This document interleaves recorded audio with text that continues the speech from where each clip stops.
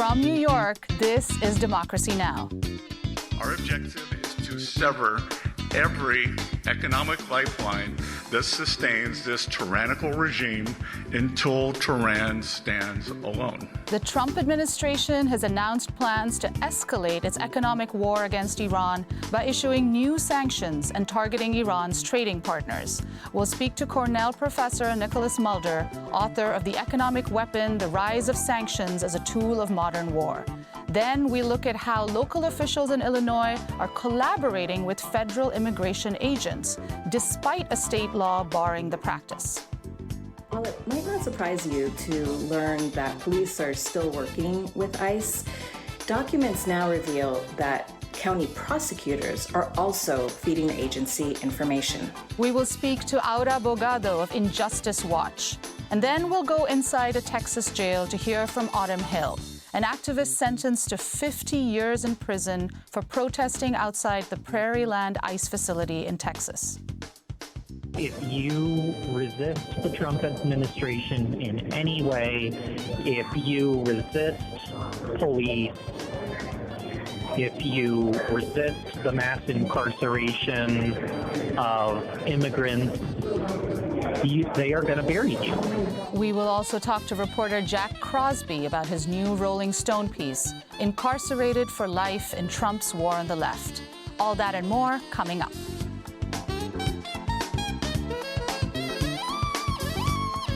Welcome to Democracy Now!, democracynow.org, the War and Peace Report. I'm Anjali Kamath.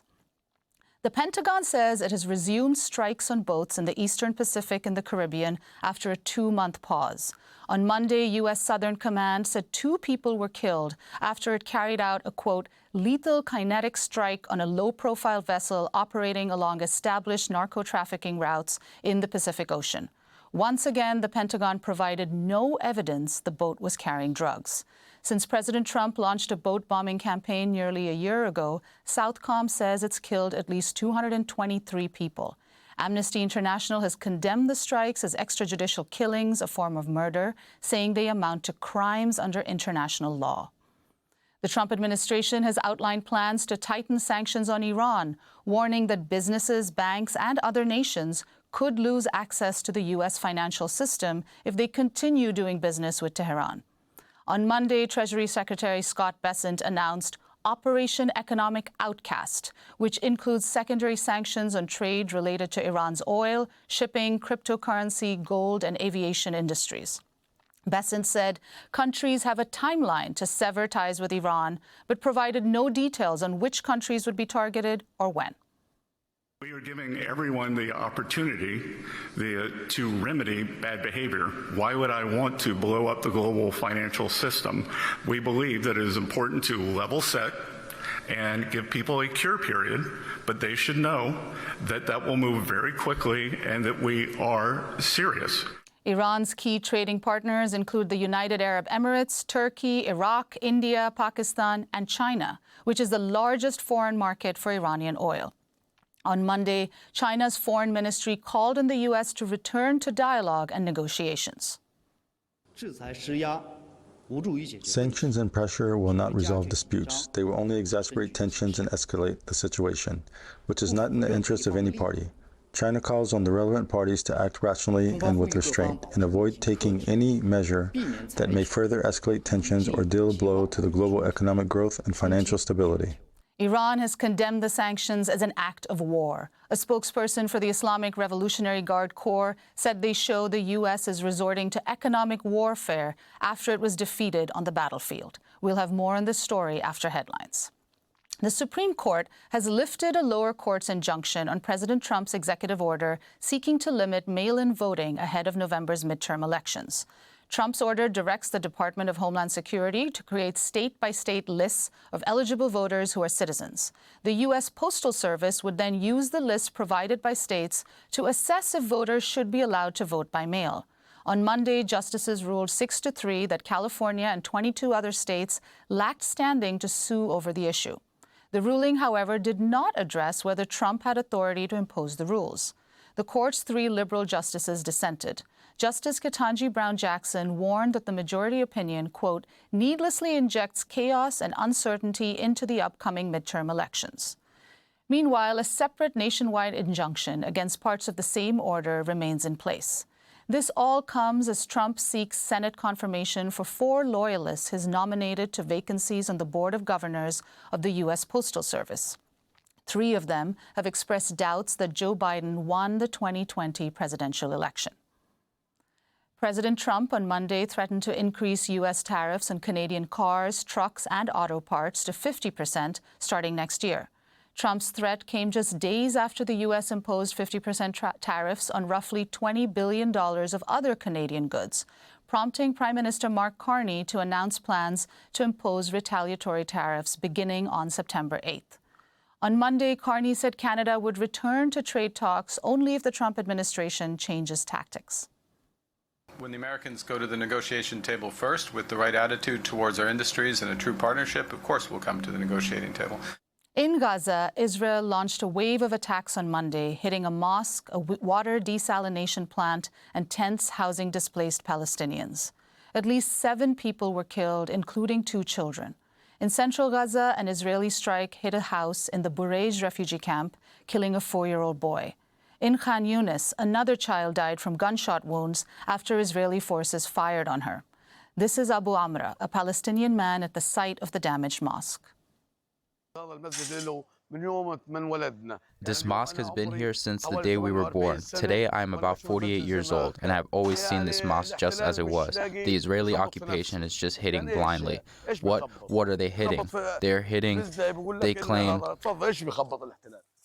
Look at what the occupation is hitting. Look. They say they are bombing the Book of our Lord. They are bombing our mosque where we pray. Despite last October's so-called ceasefire, Israeli forces have killed nearly 1,300 Palestinians in Gaza. In Canada, the Montreal City Council passed a resolution in solidarity with Palestinians on Monday after councillors removed much of the motion's original language, which included calls to suspend institutional and diplomatic ties with Israel. The original provision would have also seen the City of Montreal officially recognize and denounce Israel's assault on Gaza as a, quote, genocide and its treatment of Palestinians as, quote, apartheid. This is Alex Norris, a Projet Montreal city councillor who co-sponsored the motion. One reason Gaza has had such an impact is that we have watched it unfold in real time. On our phones and on our screens, we have seen civilians attacked. We have seen neighborhoods erased. We have even seen perpetrators celebrating what they have done. That is why Gaza has been so often described as the world's first live stream genocide. What Israel has done in Gaza and the role Western governments have played in enabling it has become one of the defining moral tests of our time. Today, this Council has the opportunity to say enough. In Haiti, a heavily armed gang killed dozens of people overnight Monday in a raid on Kenskoff, a farming community near Haiti's capital, Port-au-Prince. The UN reports at least 47 people were killed and 22 more wounded, with homes set ablaze, prompting outrage from survivors over the Haitian government's failure to protect them from repeated deadly attacks. We live in humiliation. The government has done nothing for us. The blood of the population does not stop flowing in Kenskoff. The Prime Minister has to say something to the people in Kenskoff now. We cannot take it anymore. The UN's Human Rights Agency reports hundreds of criminal groups in Haiti have killed over 16,000 people since early 2022. That's compounded an existing humanitarian crisis, with 6.4 million Haitians requiring assistance and nearly 1.5 million internally displaced. Despite that, the U.S. last week announced twice-weekly deportation flights to Haiti, after a Supreme Court ruling allowed the Trump administration to end temporary protected status for an estimated 350,000 Haitians. The Trump administration has announced plans to revoke the visas of asylum seekers. The State Department will revoke so-called B-1 and B-2 visas issued for business and tourism travel between 2016 and 2026, whose holders have applied for or are now seeking asylum. The Associated Press puts the number of affected people at 200,000. If the administration follows through with its plans, it would be the largest single mass revocation of visas in U.S. history.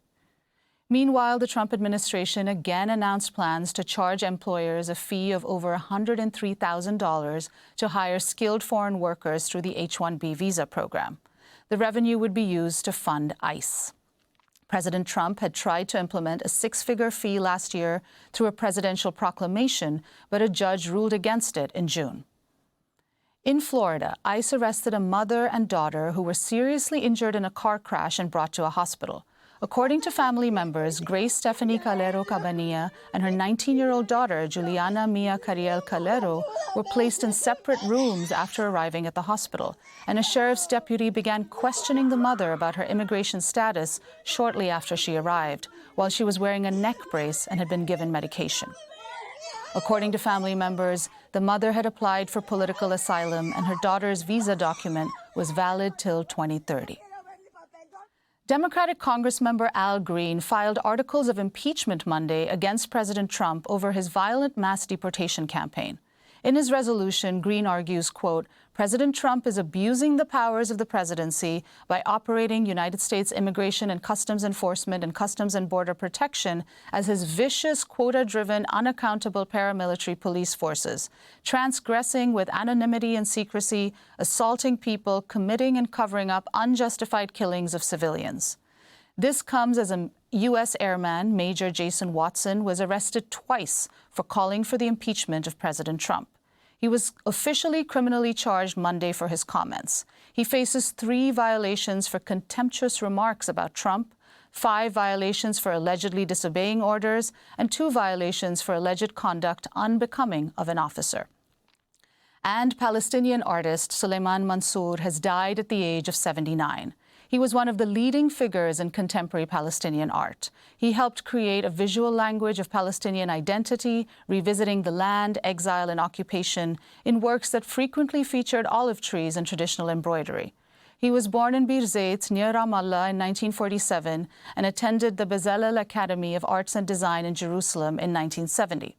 In 1994, he co-founded the Al-Wasiti Art Center in East Jerusalem to preserve Palestinian art and connect artists living in Palestine with other Palestinians in exile. This is Mansour in an interview with Al Jazeera in 2021. I believe art in our situation where when you don't have a homeland, when you don't have, a country, a political thing, and when people deny your existence, in Israel and many places in the West, they deny your existence. So art is a form of saying that we are here. And those are some of the headlines. This is Democracy Now!, democracynow.org, The War and Peace Report. I'm Anjali Kamath in New York with Juan Gonzalez in Chicago. Hi, Juan. Hi, Anjali, and welcome to all of our listeners and viewers across the country and around the world. The Trump administration has outlined plans to tighten sanctions on Iran, warning that businesses, banks, and other nations could lose access to the U.S. financial system if they continue doing business with Tehran. On Monday, Treasury Secretary Scott Bessent announced Operation Economic Outcast, which includes secondary sanctions on trade related to Iran's oil, shipping, cryptocurrency, gold, and aviation industries. Bessent said countries have a defined timeline to sever ties with Iran, but provided no details on which countries would be targeted or when. Treasury has mapped every node, every facilitator, and every network that Iran has used to smuggle oil and evade sanctions. Beginning today, the actions of Treasury and other agencies will tighten the noose and block every potential source of revenue that funds the IRGC and the evil Iranian regime. We are enforcing a zero-leakage approach. There will be no minimal breathing space for the regime to rebuild its capacity to inflict terror against America and the world. The final refuge of this regime is the mistaken conclusion of nations that still finance the Iranian threat in the hopes of evading it. It is no longer acceptable to operate in the gray spaces of this conflict. Countries cannot claim they are blind to enabling this activity. After Treasury Secretary Scott Bessent finished his remarks, he took questions from reporters. You described this as an economic D-Day, but D-Day wasn't a threat of an invasion, and the U.S. didn't give a timeline to Germany. So why not impose the sanctions today? Well, we are giving everyone the opportunity to remedy bad behavior. Why would I want to blow up the global financial system? Iran has threatened to retaliate against the U.S. in a, quote, seismic manner. Iranian officials have said that any country supporting the new U.S. economic restrictions would be considered an enemy. This is Iran's economy minister, Ali Madanizadeh. Naturally, they want to wage economic terrorism against us, and we have our own tools as well. We know how to play this game. This time, they should not think their response will be purely defensive and that we will only defend ourselves. They should also expect us to go on the offensive. The era of an unpopular world is over. As you have seen, 2 of the world's major countries rejected these new sanctions and this new plan and refused to go along with them. We are almost certain that many other countries, whether officially or unofficially, will also refuse to accept them. And, God willing, they will fail. To talk more about the U.S. economic war against Iran, we're joined now by Nicholas Mulder. He's an associate professor of history at Cornell University and a specialist in sanctions. He's the author of The Economic Weapon, The Rise of Sanctions as a Tool of Modern War. Nicholas Mulder, welcome to Democracy Now! Your response to this announcement yesterday, there's not a lot of details on enforcement. And what does this mean for China? China is Iran's largest economic trading partner, buys over 80% of its oil, and President Trump is set to meet with the Chinese premier next month. Yeah, thank you for having me. I think that this announcement really shows that the United States is trying to increase the pressure on Iran, but is primarily doing so at the moment by rhetorical means and a kind of psychological warfare. Of course, Iran has been under a naval blockade imposed by the United States since June.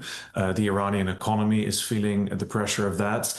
And the announcement yesterday was very short, as you mentioned, on details. There was a hint that a major global financial institution might be designated under the sanctions soon, but that too was left very vague. It could have been a veiled threat towards China. It could have been a sort of general attempt to create a chilling effect around these transactions. The reality is that at this point, there are relatively few sanctions that the United States can take that directly affect Iran. There were some things thrown in to the announcement and to the designations by the Treasury, such as a ban on all remaining remittances to Iran, a ban on remaining academic and sports exchanges. But these really just seem gratuitous ways to try and show that this is an attempt to isolate Iran even further. They weren't really materially all that meaningful to the extent that they hurt ordinary Iranians and not the government. The real way that the U.S. is going to try and enforce these sanctions is by putting pressure on third countries trading with Iran. And I think that's where it's going to be an open question whether these sanctions will be as forceful as Bessent wants them to be. The big trading partner, as you already mentioned, is China, but we're also talking about Pakistan, Turkey, India, and a number of other countries that trade a lot with Iran. And, that see that they have every right to, that these are, at the end of the day, just American sanctions. They're not international legal measures. And these countries claim and for themselves the right to make sovereign decisions about who they can trade with and who they cannot. The Chinese have already announced that they're going to not just ignore them, but even make sure that countries and companies within China will not comply with them. And recently, Chinese courts have also begun to put sanctions on companies that complied with American sanctions. So I think that this is no longer an empty counter threat either. And the stakes are pretty high when it comes to the relationship with China, because, of course, the United States is in a very fragile truce, if you could still call it that, on the trade war. So any excessive pressure on China, I think, is going to be very likely to reopen that. And there's already been a tit-for-tat spate of measures in the last few weeks dealing with tariffs about overcapacity, restrictions on drone exports and imports that suggests that this U.S.-China trade truce might be unraveling. And I think this Iran sanctions episode is really likely to further unravel that if the U.S. goes through with secondary sanctions enforcement.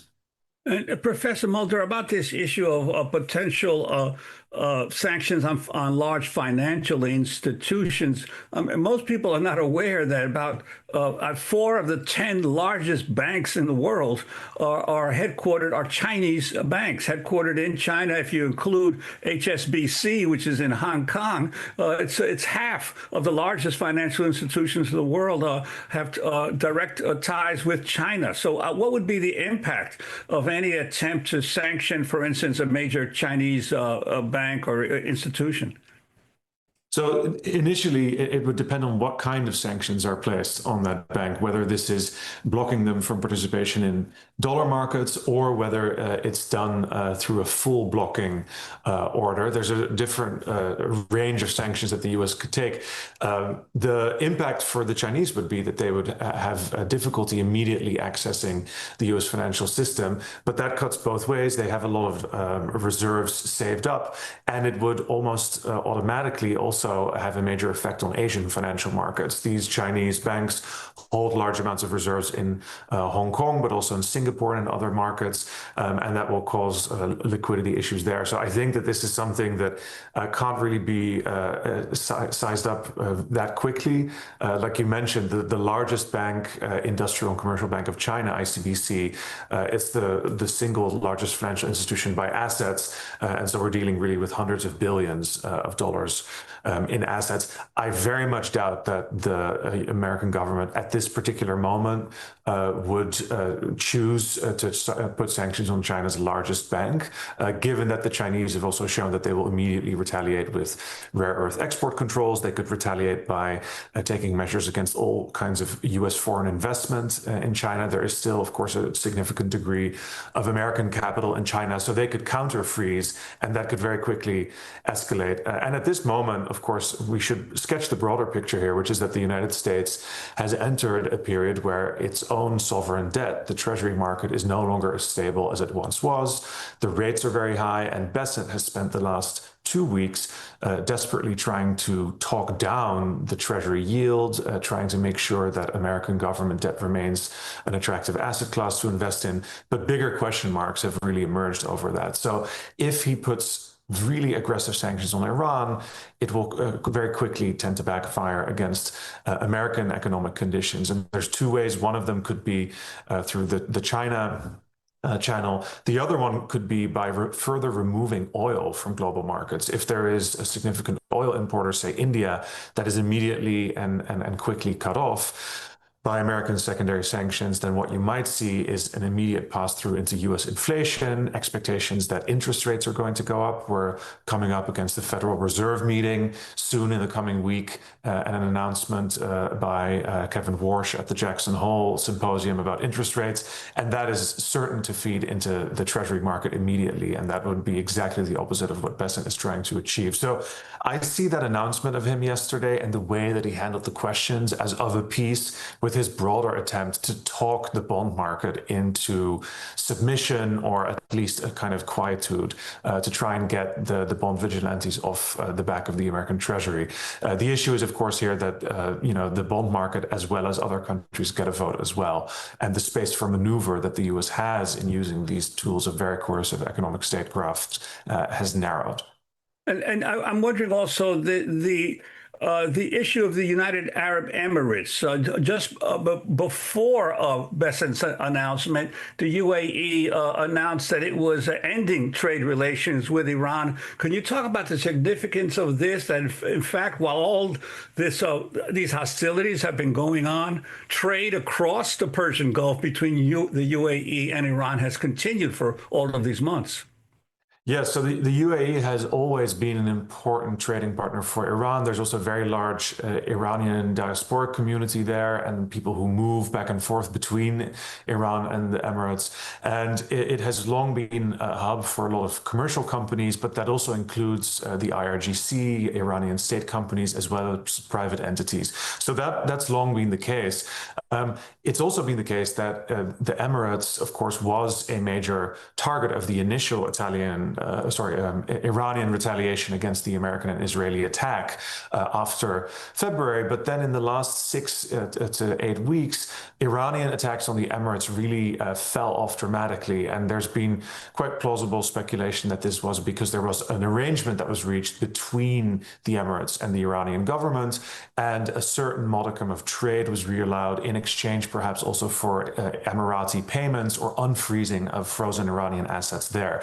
Now, if the Trump administration, as the Emiratis appear to signal, has now reimposed these sanctions, and the Emiratis at least want to suggest that they are complying, two things can be happening. Either they have reimposed these restrictions, in which case they would invite pretty prompt Iranian retaliation, or they're trying to take action against a certain big headline set of commercial activities while allowing under the surface some of it to continue. I think one should not underestimate the fact that the Gulf countries have been forced in recent months to really recalibrate their relationships both to the United States, but also to China and to a number of other countries. And they realize that the United States is less able to protect them, that American actions against Iran expose them to retaliation, and that means both increased assertiveness on their own part, militarily and geopolitically, but also developing their own relations with regional powers. And that includes eventually, I think, some kind of modus vivendi with Iran. So there's definitely been, I think, a lot of signaling, but we cannot take the Emirati announcement completely at face value either.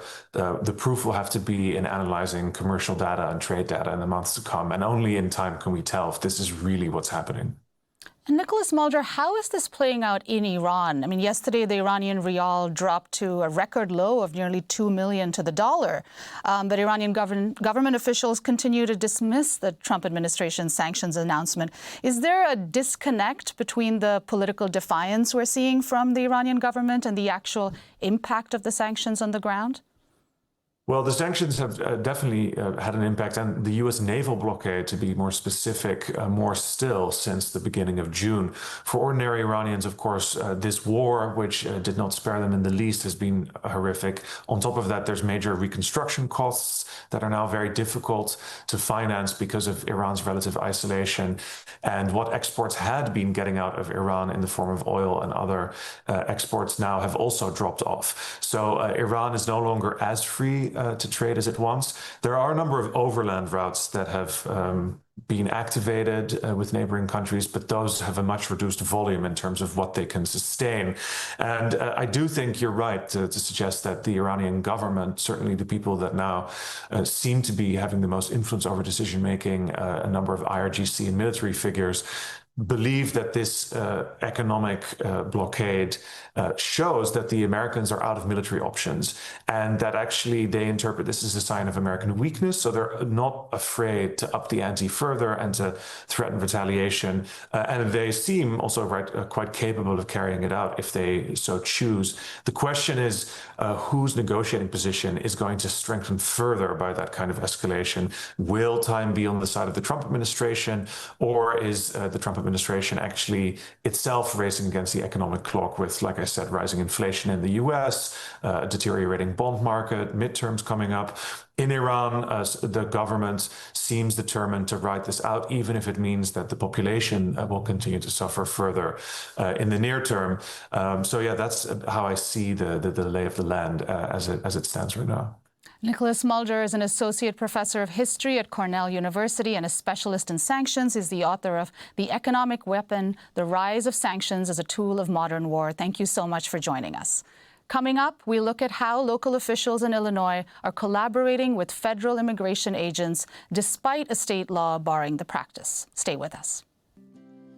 Eva pasando el trapo sobre la mesa y está cuidando que todo brille como una perla. Cuando llegue la patrona, que no se vuelva a quejar, no sea cosa que la acuse de ilegal.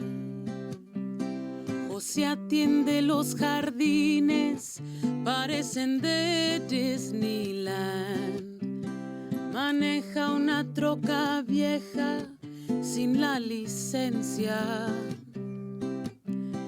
No importa si fue taxista allá en su tierra natal. Eso no importa para el tío. Yellow Ice by La Santa Cecilia in our Democracy Now! Studio. This is Democracy Now!, democracynow.org. I'm Anjali Kamath in New York with Juan Gonzalez in Chicago. In more than a third of counties in the state of Illinois, local police, sheriffs, and even prosecutors have collaborated with federal immigration agents, leading to the detention and deportation proceedings of at least 150 people since President Trump returned to office, despite a state law barring the practice. Details of these secretive partnerships have been revealed in two new sweeping investigations by reporter Aura Bogado of Injustice Watch.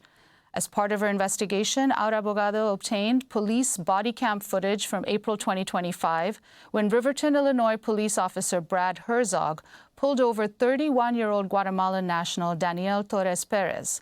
Herzog ran Torres's name through a law enforcement database. Then Herzog's phone rang. It was the FBI. Hello. Officer, how are you? Good. How are you? Good, man. Hey, my central dispatch, or the FBI central dispatch pulled me up saying that every bell and whistle went off, saying you ran Daniel Torres Perez. You happen to just encountered him? Yes, I've got him on a traffic stop right now. I'm sorry, you broke up. Can you say that again? I have him on a traffic stop right now. I'll be honest with you, sir. I know that you, this puts you in a weird bind. I know that he has a ICE warrant, which is what I was helping him out on, but I know you can't act on that. But I was under the impression he also had a state bench warrant. I just read his call. Okay, let me check and confirm it. Sangamon 734. Sir? Yeah, I feel you. Okay, yeah, everybody missed it. I don't see how, but yeah, there is an active warrant for him for DUI. No bond, so he will be going to. I need that guy for an ICE warrant. But, okay. But I think you can take him under the state warrant, and that would hold him overnight. Am I correct? That is correct, sir. For more, we go to Chicago, where we're joined by Aura Bogado, senior immigration reporter at Injustice Watch. Her two new investigations out today are titled, Illinois Promised to Protect Immigrants, Local Officials Helped Deport Them Anyway, co-published with The Intercept, and The County Prosecutors Who Became ICE Informants, co-published with Wired.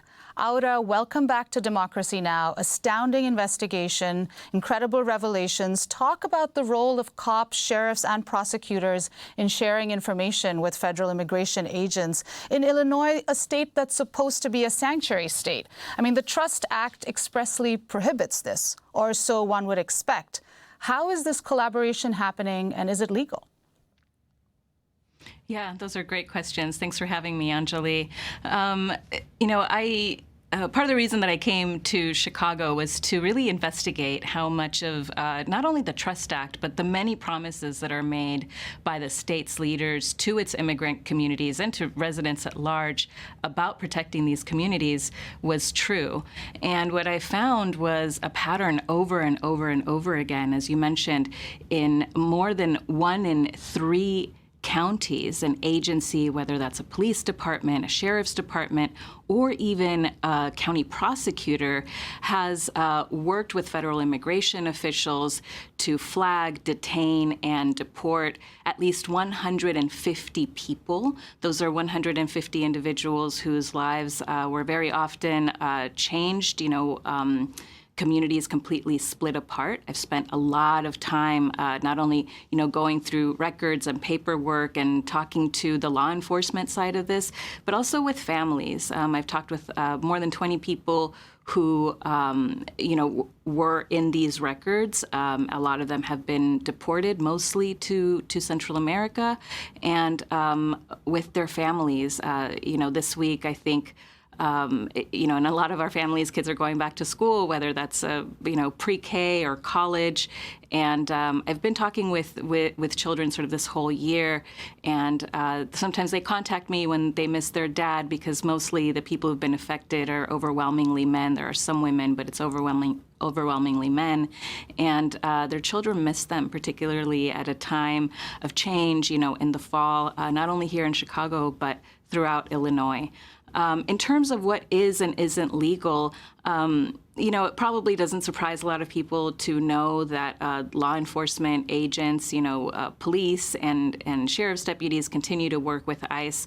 What was surprising to me, and I think to a lot of people that I spoke with, is that county prosecutors who are prosecuting defendants for a variety of, misdemeanor crimes and also more serious felony crimes, get in contact with ICE agents and often flag someone who wasn't already on ICE's radar, resulting in deportation.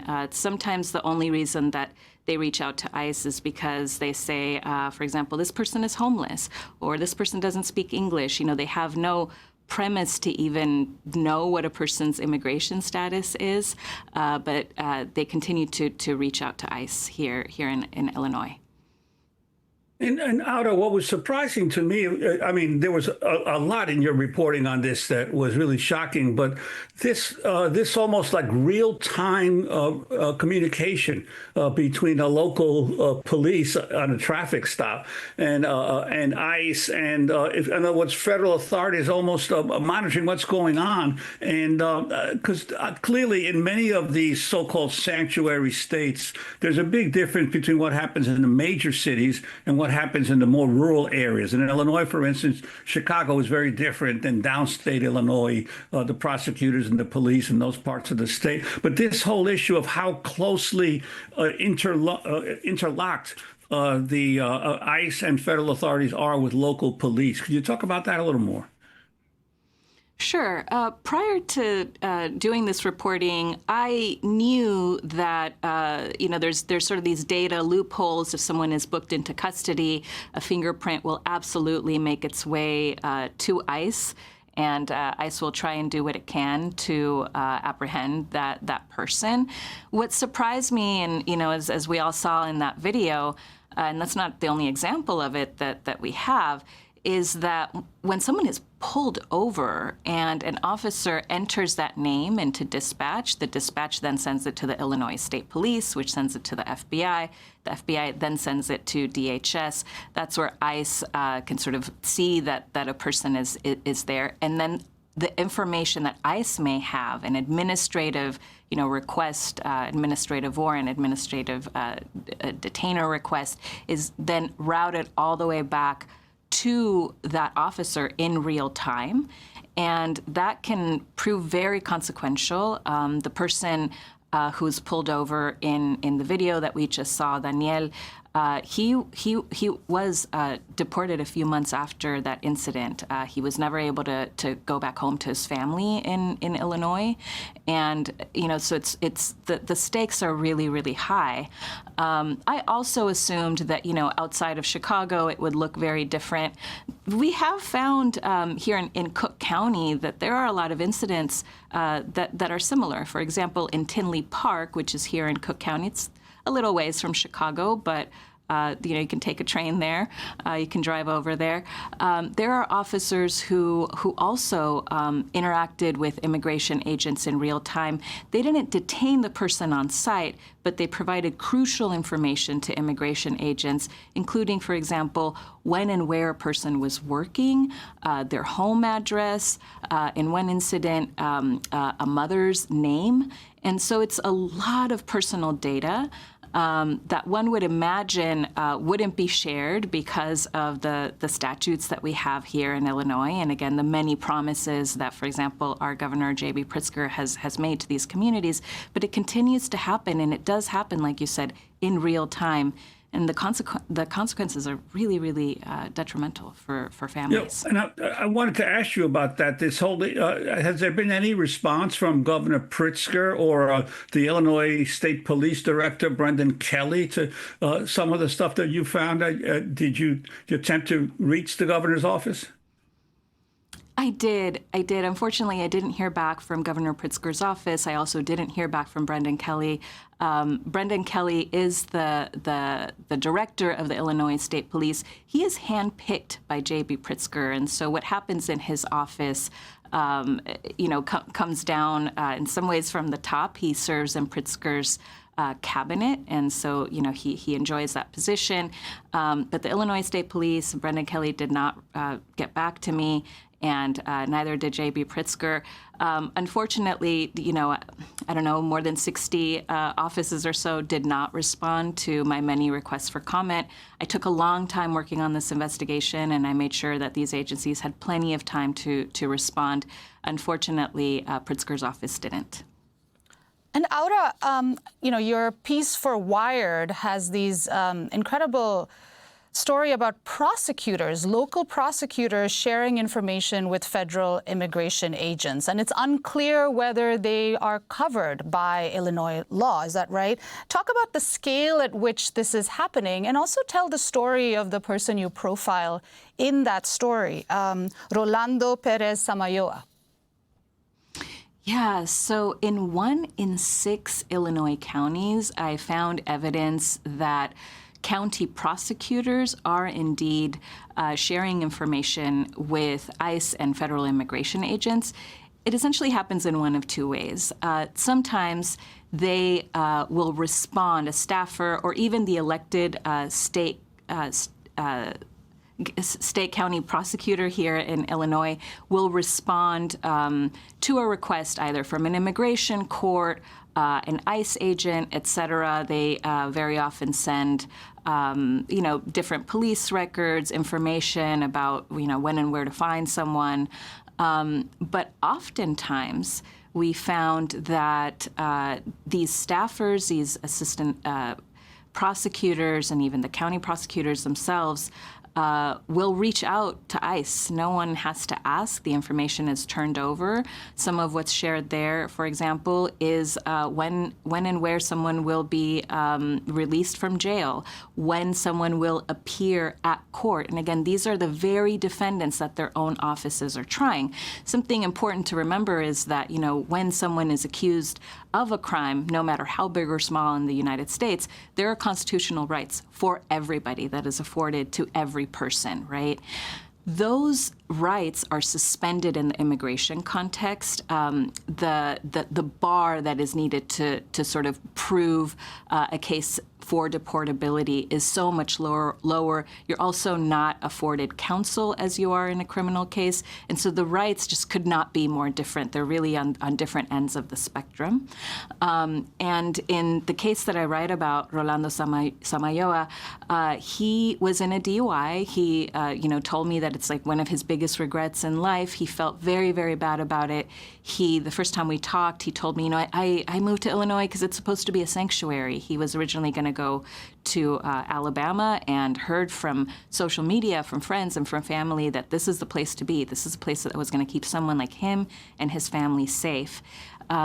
Instead, what happened was an assistant prosecutor in the county in which he was a defendant reached out to a Homeland Security agent and shared a lot of details. The agent's first response was like, okay, we're on it. Later, he asked for more details. 3 weeks after that assistant prosecutor reached out to this Homeland Security agent, Rolando's home was raided. He was coming out. He had just had a birthday, and he was supposed to celebrate, and he was going out to dinner. As soon as he stepped out, ICE agents sort of surrounded him. His son saw this happening and was like coming forward. ICE agents perceived that as some kind of threat and aimed 8 guns at this child, a 17-year-old. And, you can imagine what kind of trauma for anyone, could incur from something like that. Again, this is a child. ICE did not deny that happened, and instead, issued a statement about how it uses force and in what kinds of situations, and that. Within a couple of hours, they were taken out of Illinois and to the St. Louis immigration office. Rolando has told me that he felt incredible pressure to sign a voluntary departure. They were put on a plane to El Paso and spent a night there. The very next day, they were walked over to Ciudad Juarez in Mexico, and they had to raise the money to head back to Chiapas, which is their native state. And again, those are the consequences. You can have someone who, makes a mistake, is in a DUI, is trying to do his part to rectify what happened. And, unbeknownst to him, he always thought it could be like police that was looking out for him. For some reason, he didn't get on ICE's radar, it appears, until this assistant prosecutor let Homeland Security know. Aura Bogado, we'll have to leave it there. Later. Thank you so much for joining us and for this work. Senior immigration reporter at Injustice Watch. We'll link to your 2 new investigations. Coming up, incarcerated for life in Trump's war on the left. Stay with us. Wish I could tell you, 'cause I've got so much to say. If I could only find a way to let you know how I feel. Wish I could ask you, have you ever thought of me? And if you have, you must agree that we fit perfectly. And if we understand the future isn't planned, time doesn't have to be a dream, because we're running in the sand, with both of us. You hold my hand, the 2 of us. You turn to me and tell me that I'm special, baby. Wish for a moment that the world could disappear, so the stars above can hear you mean to me. Love's Got a Hold by Alicia Anderson and Lawrence Hobbs. This is Democracy Now!, democracynow.org. I'm Anjali Kamath in New York with Juan Gonzalez in Chicago. We end today's show with Autumn Hill, an activist who was sentenced to 50 years in prison earlier this summer on charges stemming from an anti-ICE protest outside the Prairieland ICE jail in Alvarado, Texas. In June, a federal judge in Texas handed down prison sentences ranging from 30 to 100 years to Hill and 8 other protesters who are collectively known as the Prairieland Nine. They were convicted of terrorism-related charges after federal prosecutors accused them of being members of an Antifa terror cell. Antifa stands for anti-fascist.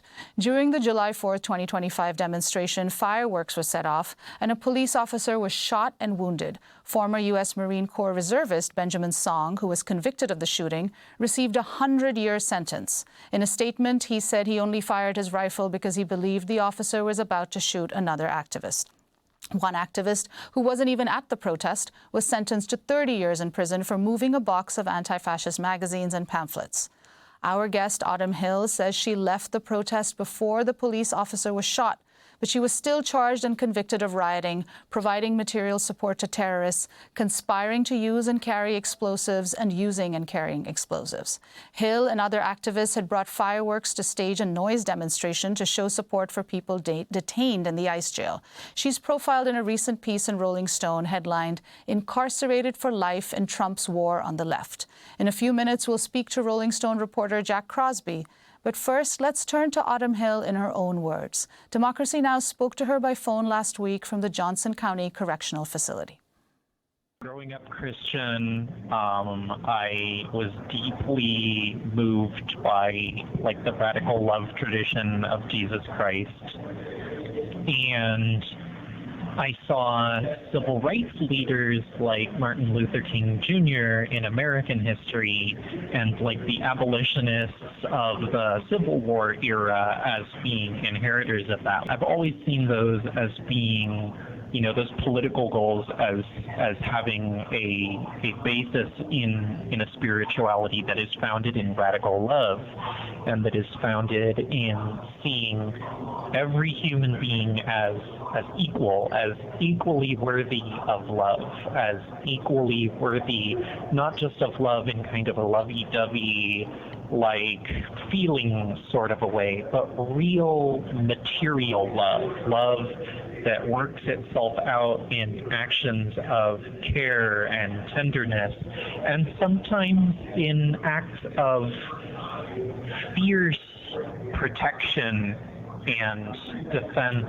of the bodies and the rights of others from those who would seek to deprive them of those rights. Being outside of Fairyland on the night of July 4th was, for me, an act of radical love. It was an act of solidarity with the immigrant community in the United States of America. Scripture talks about this idea that, you love the alien, you love the stranger, you love the sojourner in the land, because that's who you are, actually. I'm not a Christian per se anymore. I am part of what I see as being an interreligious, tradition of radical love that includes, Christians like Dr. King and his friend Vincent Harding, and Muslims like Malcolm X and Dr. Omid Safi, and Buddhists like Thich Nhat Hanh. This radical love tradition to me is about the idea that justice is bringing love into the public space. The fact that this happened in Texas, in one of the most conservative parts of the country, this was the perfect storm for the Trump administration to finally be able to push through a case and to make an example out of activists, and to kind of create this warning, that if you resist the Trump administration in any way, if you resist police, if you resist the mass incarceration of immigrants, they are going to bury you.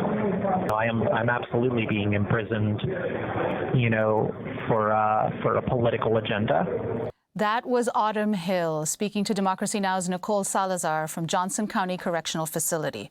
Autumn Hill was sentenced in June to 50 years in prison on charges stemming from an anti-ICE protest outside the Prairieland ICE jail in Texas. We're joined now by Jack Crosby, senior writer at Rolling Stone magazine. His recent feature on the Prairieland case is headlined "Incarcerated for Life in Trump's War on the Left." And his latest is "How Trump's War on the Left Will Come for the Center." Welcome to Democracy Now! Why did you choose to write about Autumn Hill? And tell us more about her. You had several conversations with her, and she's been in jail for almost a year now? Yeah, thanks so much for having me. I've been writing about left-wing movements for a number of years, and I had some experience reporting in the specific communities that Autumn was a part of. I had never met her before, but I had met other activists in the Dallas-Fort Worth scene in past stories that I had done. But what I really feel like I've been tracking for several years now is a sort of organized, growing campaign by not just the Trump administration, some of this started during the Biden years, but by conservative forces in various governments around the country to create kind of a new playbook for criminalizing dissent. And Autumn's case, and I think more broadly the case of all of the Prairieland defendants, was one of the most extreme examples of this. It was if you were a federal prosecutor trying to establish that, anti-fascists were all violent and you kind of, it's not what the facts of the case said, but if you were trying to push that narrative on an audience that doesn't understand the full context of everything that is happening, this was a goldmine for those federal prosecutors. And so I wanted to look further into that, and I wanted to look at the precedent that they were trying to set and what they might try to do with that precedent, and also what the ramifications of that meant for very normal, politically engaged people like Autumn Hill, who's now serving effectively the rest of her life in prison. And she has been in jail since last July. What's her life in detention like? And she's going to be transferred to a federal prison soon, is that right? Yeah, the timing on when she'll be transferred to federal prison and sort of the chain of custody is all kind of up in the air. She often does not know, at all when these things are going to happen. When you're incarcerated, I think your life depends very much on people coming into your very isolated living situation and just sort of telling you how it's going to be. And that's very much been her life for the past year. For a lot of her time in Johnson County, for some of her time in Tarrant County, and some of her time in FMC Fort Worth, which is the only federal facility she's been in, she's been held in what's called administrative segregation. Sometimes there have been reasons put for this. Sometimes it's been because, as a trans woman, because of her gender identity in certain facilities, sometimes they're held in administrative segregation for security reasons. But what this effectively is it's solitary confinement. And she's been in different stretches in effectively solitary confinement for months at a time. She's not at the moment, as far as I know. I haven't spoken to her in a few days, but earlier this week, last week when I spoke to her, she was in a 26-person pod in Johnson County. So, not a huge general population, but a much more, I guess, normal, given the circumstances, living situation. And Jack Crosby, I wanted to ask you that this whole, what did the government have to prove this charge of material support for terrorism? What did it exactly mean? And also, how were these defendants, the impact of the Charlie Kirk assassination, which happened in September of 2025, did that have any impact on how they were prosecuted? Yeah, it had a huge impact. So one of the timing of this case is really interesting. It happens sort of at one of these turning points in American history. So the incident at the Prairiland Detention Facility happens on July 4th, 2025. Charlie Kirk isn't shot until several weeks later. So Autumn's lawyer told me that in the beginning, when the charges first came down and they were arrested, this was much more a case that was focused on the shooting of a police officer, right? A few weeks after this, Charlie Kirk is shot, and after his shooting, the government kind of goes into overdrive in pushing to further criminalize sort of left-wing organizing within the United States. There's a presidential memorandum that's written and some executive orders. The most consequential of this is known as National Security Presidential Memorandum 7, I believe, or NSPM 7 for short. And in this memo, it basically lays out how the Trump administration considers the umbrella term of Antifa to not only be an actual contiguous group, which it is not, it is an ideology, but it considers that group to be a terrorist organization. And what NSPM 7 does as well is it outlines a sort of framework for how the government can go at breaking up that organization. And what we see in Hill's case is that after NSPM 7 comes out, the prosecution's entire sort of narrative about what happened in the case changes. And they start referring to the defendants in Prairiland as an Antifa cell. And that really becomes the thing that I would say that they're trying to prove in this case. But as Autumn's lawyer has explained to me, the government doesn't really have a burden of proof in these things. NSPM 7 is not a legal framework. It's not something that has been, precedent has been set by any courts on this. It is just something that the president has said and that prosecutors can then rely on to try and push a narrative to a jury, to the public. And there's no real burden of proof. They can just say that you're Antifa. And that becomes sort of gospel according to the government if they say it. Jack Crosby is a senior writer at Rolling Stone magazine. We will link to your piece, Incarcerated for Life in Trump's War on the Left. We're going to continue this discussion and post it online at democracynow.org, and we'll learn more about material support for terrorism and how that relates to this case. And that does it for today's show. Democracy Now! Is produced with Mike Burke, Dina Guzder, Messiah Rhodes, Nicole Salazar, Nermeen Sheikh, Maria Taracena. I'm Anjali Kamat. Thanks for joining us for another edition of Democracy Now!